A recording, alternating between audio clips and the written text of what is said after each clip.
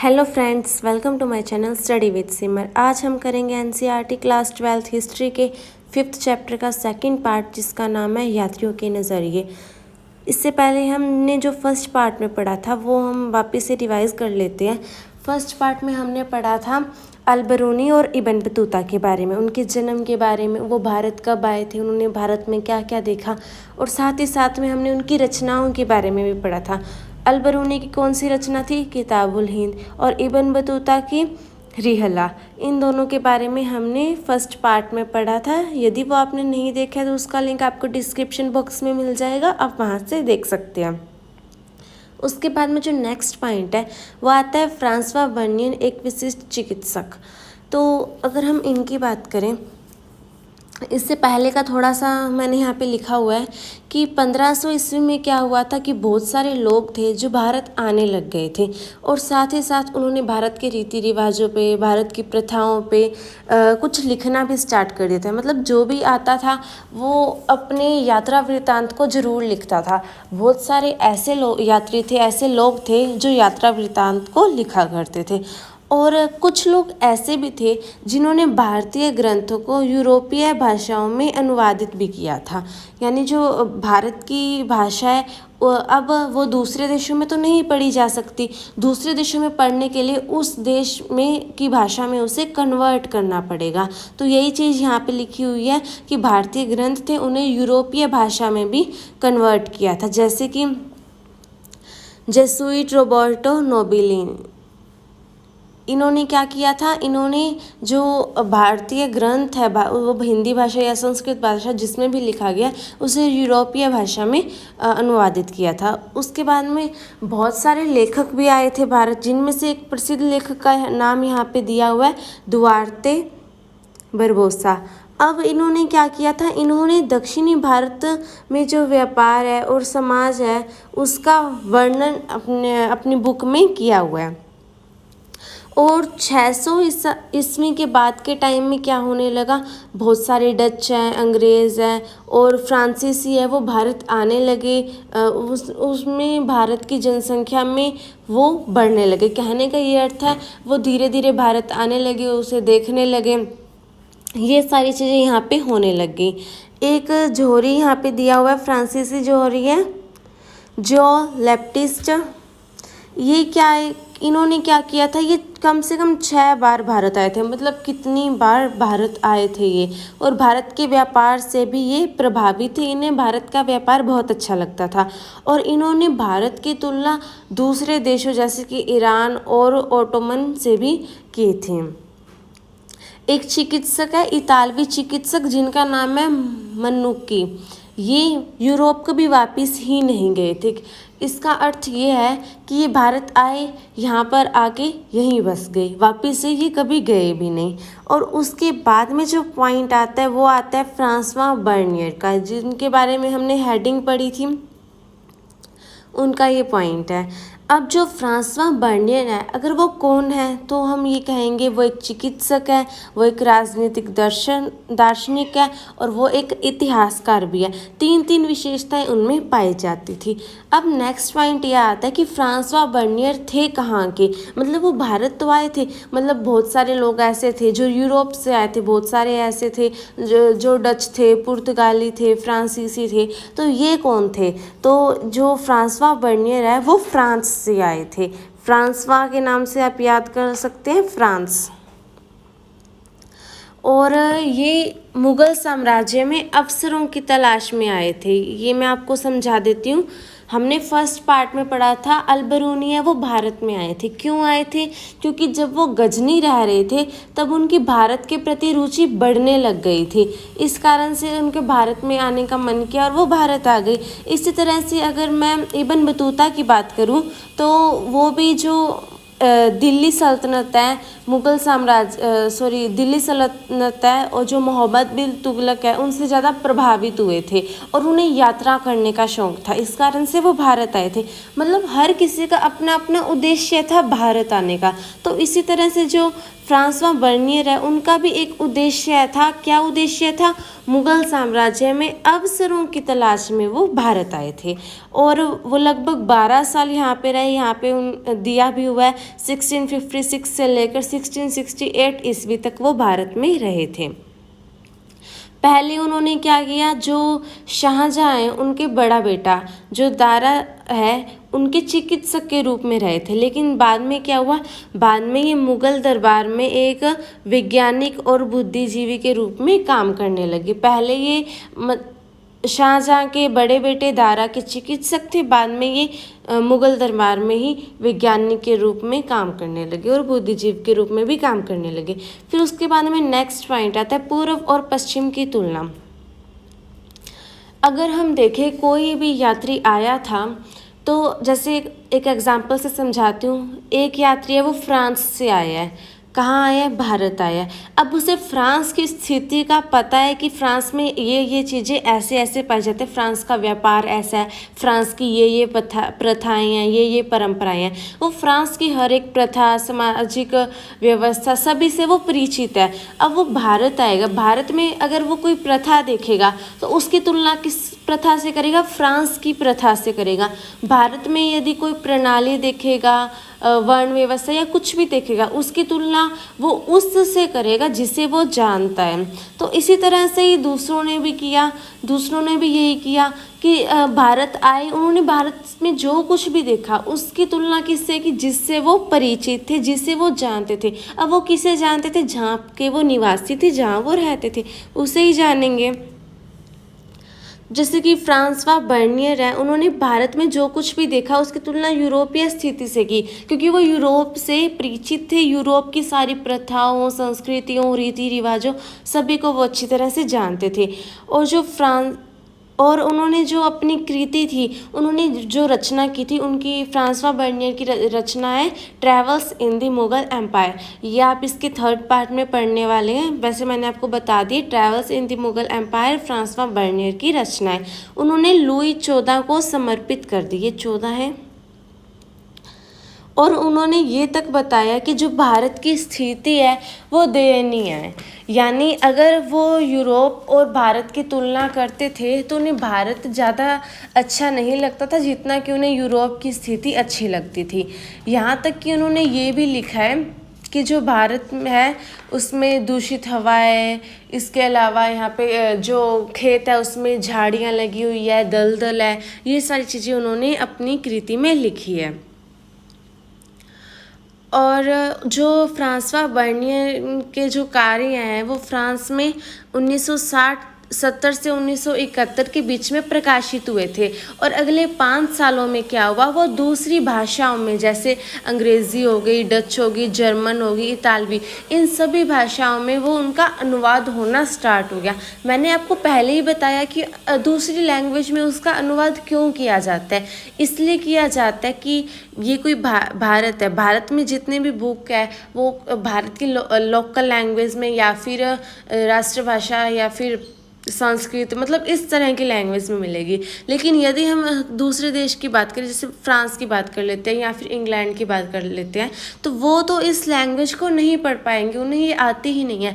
इस कारण से कि यहाँ के लोग इसको पढ़ पाएँ, इस कारण से उसे अनुवादित किया जाता है। और इससे आगे यहाँ पे ये दिया हुआ है कि एक अपरिचित संसार की समझ, अलबरूनी तथा संस्कृतवादी परंपरा। अब मैंने आपको पहले ही बता दिया कि यात्रियों ने यहाँ जो कुछ भी देखा उसकी तुलना किससे की? उससे कि जिससे वो परिचित थे। ऐसा ही अलबरूनी ने किया, ऐसा ही इब्न बतूता ने, और ऐसा ही फ्रांसवा बर्नियर ने ही किया। अब इनके सामने बहुत सारे अवरोध आ रहे थे। अवरोध इस तरह से थे, हालांकि हमने पहले भी पढ़ा कि अलबरूनी को बहुत सारी लैंग्वेजेस आती थी, लेकिन फिर भी उन्हें भाषा का अवरोध सहना पड़ रहा था।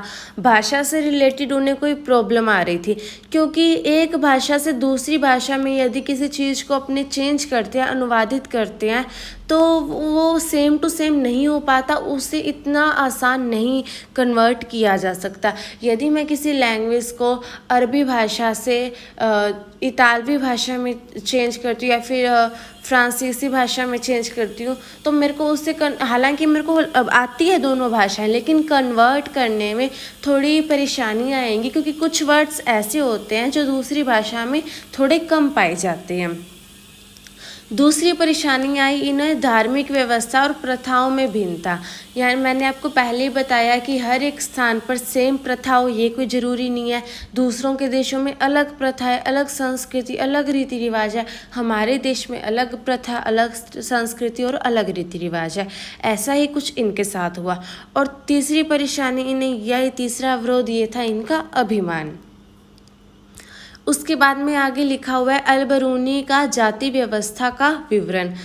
तो यहाँ पे हमने पहले, अगर आपने स्टार्टिंग के चैप्टर पढ़े होंगे हिस्ट्री के, तो आपको पता हुआ कि ब्राह्मणों ने लोगों को वर्ण व्यवस्था पर बांट दिया था, और उसके बाद में कुछ लोग ऐसे थे जो वर्ण व्यवस्था में भी नहीं आ पा रहे थे, तो उन्हें क्या किया, उन्हें इन्होंने जाति व्यवस्था के आधार पर बांट दिया। तो कुछ लोग ऐसे भी हुए जो अस्पृश्य कहलाए, अपवित्र कहलाए। तो जो अल-बरूनी है ये अपवित्रता की मान्यता को स्वीकार नहीं करते थे। ये इनका ये मानना था कि कोई भी चीज़ अपवित्र है, यानी साफ सुथरी नहीं है, अच्छी नहीं है, तो वो खुद को अच्छा करने के लिए, पवित्र करने के लिए कोशिश करेगी, और साथ ही साथ प्रकृति भी, जो संसार है, वो भी उस चीज़ को पवित्र करने के लिए कोशिश करेगा, और साथ ही साथ वो पवित्र हो भी जाएगी। इन्होंने बहुत सारे एग्जाम्पल भी दिए, जैसे कि ये अगर हवा पवित्र नहीं है, हवा स्वच्छ नहीं है, अस्वच्छ है, तो जो सूर्य है, सूर्य का प्रकाश है, वो हवा को स्वच्छ करने में मददगार होता है। इसी तरह से इन्होंने बताया कि जो समुद्र का पानी होता है, यदि वो स्वच्छ नहीं है, यदि वो पवित्र नहीं है, तो समुद्र में जो समुद्री नमक पाया जाता है वो उस पानी को स्वच्छ करने में सहायक रहता है, उस पानी को स्वच्छ करने में मददगार रहता है। तो कहने का ये अर्थ है कि ये जो यहाँ पे अपवित्रता, अस्पृश्यता पाई जाती थी, उससे ये खुश नहीं थे, उसे ये मानते भी नहीं थे। इनका मानना ये था यदि कोई भी चीज़ है, यदि वो अपवित्र है, साफ नहीं है, गंदी है, तो वो खुद को साफ करने का, पवित्र करने का प्रयास करेगी, और साथ ही साथ जो प्रकृति है, जो संसार है, वो भी उस चीज़ को साफ करने का प्रयास करेगा, और साथ में वो साफ हो भी जाएगी। तो ये मानना था इनका। और ये ऐसा भी मानते थे कि यदि ऐसा होता ही ना, यानी जो अपवित्र चीज़ है वो अपवित्र ही रहती, तो पृथ्वी पर जीवन संभव ही नहीं हो सकता था। तो ये इनका मानना था। उसके बाद में आता है इब्न बतूता तथा अनजाने को जानने की उत्कंठा। यहाँ पे आपके जो ये इब्न बतूता तथा जानने को, अनजाने को जानने की उत्कंठा है, ये 5th पॉइंट है आपके चैप्टर में। इसमें भी बहुत सारे पॉइंट्स दिए हुए हैं, जैसे कि नारियल और पान, दूसरा पॉइंट है इब्न बतूता और भारतीय शहर, और तीसरा पॉइंट है संचार की एक अनूठी प्रणाली। तो इन 3 पॉइंट्स को हम यहाँ पे पढ़ेंगे। तो सबसे पहला जो पॉइंट है वो है नारियल तथा पान। ये मैं आपको समझा देती हूँ। अब हर एक चीज़ हर एक स्थान पर मिले, ये संभव नहीं हो सकता। यहाँ पे जैसे मैंने आपको पहले बताया, यदि भारत में, मतलब जिस स्थान पर मैं रह रही हूँ उस स्थान पर सेब नहीं होते हैं, सेब जो फ्रूट है, सेब है, वो नहीं होता है। अब यहाँ पे आता है, कहाँ से आता है? परिवहन के द्वारा आता है। अगर जैसे यहाँ पे कश्मीर वगैरह में तो सेब हो सकता है, लेकिन जिस इलाके में मैं रह रही हूँ वहाँ पे नहीं होता है। तो कुछ लोग ऐसे होते हैं जो इन सभी चीज़ों से परिचित नहीं होते। यदि यहाँ पे सेब नहीं आ रहा होता या हम वहाँ पे नहीं जा रहे होते, तो शायद ऐसा होता कि मुझे सेब के बारे में पता ही ना होता। एक और एग्जाम्पल से आपको समझाती हूँ। एक एग्जाम्पल ये है कि अगर कोई व्यक्ति है, उसने कोई ऐसा जानवर है जो कभी देखा ही नहीं है।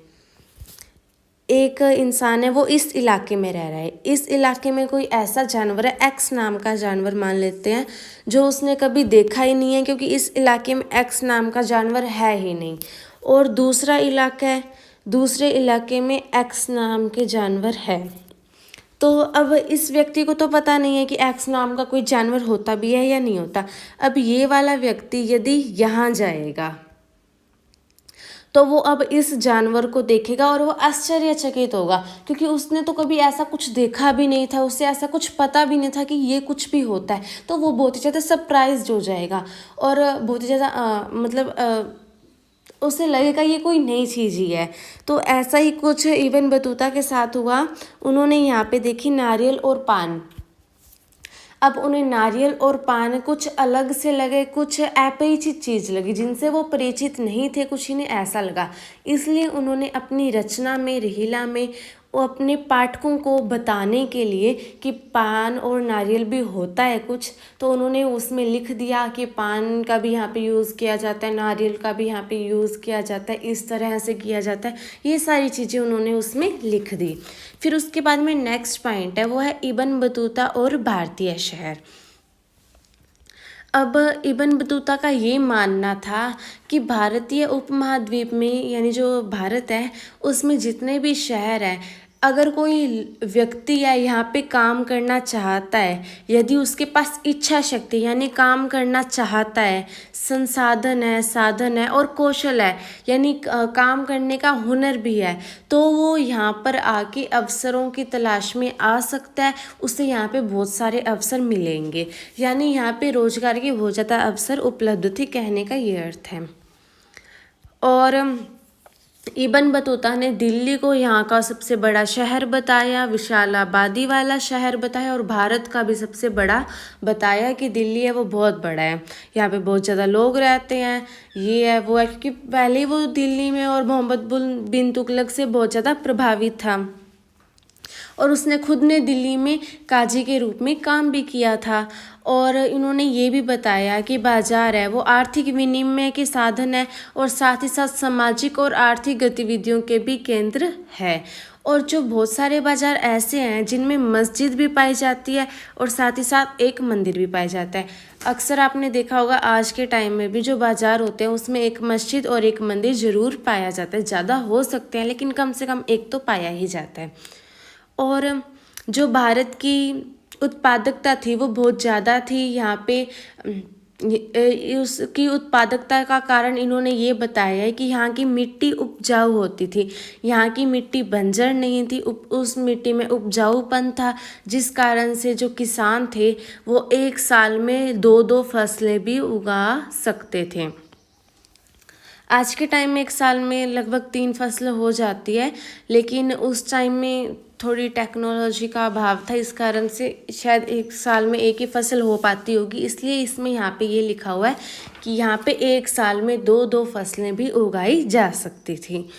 और यहाँ का जो माल था, भारत की जो भी वस्तुएं थी, उनकी मध्य एशिया और दक्षिणी पूर्वी एशिया में बहुत ज़्यादा मांग थी और वो बहुत ज़्यादा महंगी भी बिका करती थी। जैसे यहाँ का सूती कपड़ा हो गया, या फिर महीन मलमल हो गया, रेशम हो गया, जरी या फिर साटन हो गया, ये सारे बहुत ज़्यादा महंगे बिका करते थे। इतने महंगे थे कि जो धनाढ्य लोग होते थे, जो अमीर वर्ग के लोग होते थे, वो ही इनका यूज़ कर सकते थे, नॉर्मल इंसान इनका यूज़ नहीं कर सकता था। उसके बाद में जो इस पार्ट का लास्ट पॉइंट है वो है संचार की अनूठी प्रणाली। अब यहाँ पे क्या था, यहाँ पे व्यापारियों को उत्साहित करने के लिए, प्रोत्साहित करने के लिए राज्य था वो विशेष उपाय किया करता था। अब उपायों में क्या करते थे, जो व्यापारिक मार्ग होते थे, यानी व्यापार को उन्नत करने के प्रयास यहाँ पे किए जाते थे। जो व्यापारिक मार्ग होते थे उनमें सराय यानी धर्मशालाएं बनाई जाती थी, विश्राम गृह भी बनाए जाते थे। और जो इबन बतूता था वो यहाँ की डाक प्रणाली से बहुत ज़्यादा चकित रह गया था, बहुत ज़्यादा सरप्राइज्ड था। उन्होंने एग्जाम्पल भी दिया है एक, कि अगर सिंध से दिल्ली जाए कोई व्यक्ति तो उसे 50 दिन लग जाते थे, लेकिन यदि कोई खबर गुप्तचरों द्वारा सुल्तान को दिल्ली पहुंचानी है, कहाँ से पहुंचानी है, सिंध से दिल्ली पहुंचानी है, तो वो सिर्फ 5 दिन में ही पहुंच जाती थी। मतलब इतनी ज़्यादा उन्नत डाक प्रणाली थी। 45 दिन का अंतर आ गया यहाँ पे, बहुत लंबा पीरियड है ये वापस से समझा देती हूँ। अगर दिल्ली से सिंध से दिल्ली जाते थे तो 50 दिन लग जाते थे यदि कोई यात्री जाएगा तो, लेकिन यदि कोई डाक पहुंचानी होती थी तो वो सिर्फ और सिर्फ 5 दिन में ही पहुंच जाती थी। यहाँ पे 45 दिन का अंतर आ रहा है, जो एक बहुत लंबा टाइम है। तो ये जो हमारा सेकंड पार्ट है वो कंप्लीट हो गया है। मिलते हैं नेक्स्ट वीडियो में। देखने के लिए धन्यवाद। बने रहिए हमारे साथ। इसे लाइक, शेयर और कमेंट करना न भूलें। यदि आपने हमारे चैनल को अभी तक सब्सक्राइब नहीं किया है तो इसे सब्सक्राइब ज़रूर करें। Thank you.